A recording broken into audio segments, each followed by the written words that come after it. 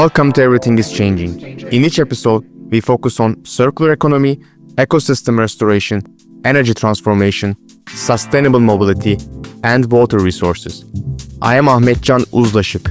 Perspective is everything, and everything is changing. In this short episode, recorded at ITS 2025 in Seville, I spoke with Andrew Winder, Senior Manager at Artico, ITS Europe.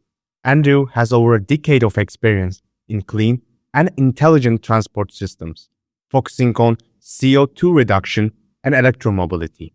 We discussed why small electric vehicles matter for cities, the barriers still holding people back, and how teleoperation and policy shifts might drive the change forward. Let's dive in. To start, could you briefly talk about yourself, please? So I'm Andrew Winder. I'm been working at Artico for the last 13 years. I'm working in clean and green mobility. So ITS for climate issues and pollution reduction, and that includes electromobility. It seems like that this year, mini electric vehicles has been a hot topic in ITS.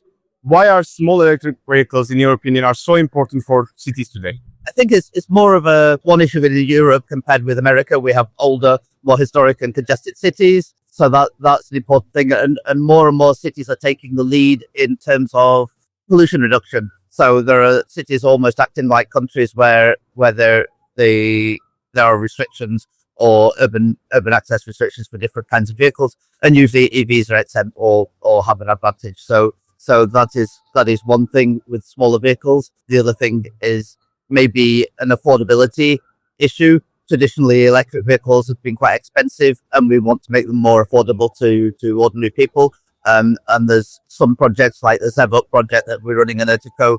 We're also looking beyond Europe to more middle-income countries, and can we make electric vehicles that people can afford in regions like Africa, like Asia, that are more reasonable but frugal and basic, but still electric and clean for short distance urban mobility for last mile, not just cities, but also maybe short distance in semi-urban or rural areas as well. Do you agree that there is a hesitation among people when it comes to buying or using mini electric cars right now, and what might be the reasons of that? Yeah, there is some hesitation. I think a lot of people are talking this year that sales have gone down compared with recent years. I don't think it's necessarily a reversal or anything. I think what has happened is, my personal opinion is that you had the people who were really keen and the early adopters who wanted to buy an electric car have already got one. And now there's the rest of the people to convince, and people are maybe thinking, okay, shall I have one or not? And there's some reticence when people say, okay, maybe a few days or a few weeks a year, I need something more than an electric car to go a long distance. But most of the time it is working. So it's often working in terms of a second vehicle. I think it's more and more the catalyst is fleets, company cars or taxis or urban public transport or freight deliveries. And when companies and public authorities start to go electric, then I think the rest of the people will follow. But I think, there's still a bit of a mystery for some people regarding charging because it's still not as obvious as a petrol station. There are different ways of doing it. And but I think it's coming pretty quickly. And there's this concept of teleoperation, which I don't think many people are familiar with. So how does this remote driving teleoperation works, and do you think it is useful? There is the self-driving technology. It's a slightly separate thing. In some ways, maybe taxis or public transport or maybe some freight deliveries, it could solve a driver shortage. There are probably safer in most ways, but this is something that is really sort of developing its use cases. One thing I just saw in this conference outside, there's a big bus where it's automated, but only in the depot. So there's no risk to passengers. There's maybe the skeptics can step aside there. It's just for shunting into the depot, and it saves manpower. And this is happening with logistics as well in controlled areas, maybe airports or business parks or things. There are automated shuttles more and more. So these can solve some problems. When it comes to self-driving cars, I think there's still a bit of a way off, because there's also the cost implication that at the moment this cost is really affordable on the production line.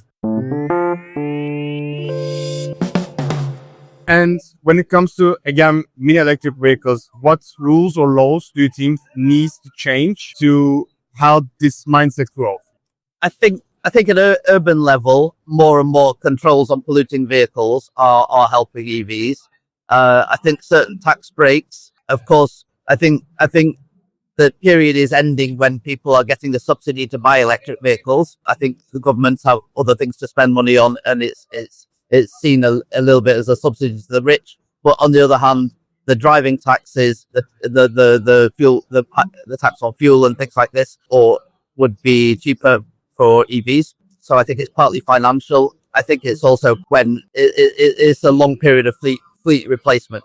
You can't expect it to happen overnight. If people have a traditional ICE car and there's still 5 years of good life in it, then you wouldn't sell it tomorrow to get an EV. You would use your car until you need to replace it. So I think there is that as well. Like I said before, I think a lot of it is maybe incentives to companies and to fleets and to public authorities that are running bus vehicles, including bus companies and freight and so on. I think that is a major part of it. And last question is, can these vehicles, mini electric vehicles, really replace the cars that we have right now in the near future, you think? I think so. I mean, there are EVs with quite a long range now, so you can go a long distance with them. It's just that you have to plan more carefully. You can't, you need to plan some stops, but there is rapid charging on across the trans-European road network in Europe. There's more interoperability. You can live in one country and use a card or a account in another country. So I think it can replace. I think one issue is maybe the electric grid, and it depends on the country. Most of Europe, I think, is okay, but if you've got countries with less stable electric networks, then that is maybe one issue where the grid needs to be more robust and reliable for this to happen. That was Andrew Winder from Artico ITS Europe, offering a deep and practical look at the road ahead for electric mobility. If you enjoyed this episode, make sure to follow Everything is Changing and leave us a review. You can find more episodes and updates on our website and wherever you get your podcasts. Perspective is everything, and everything is changing. See you.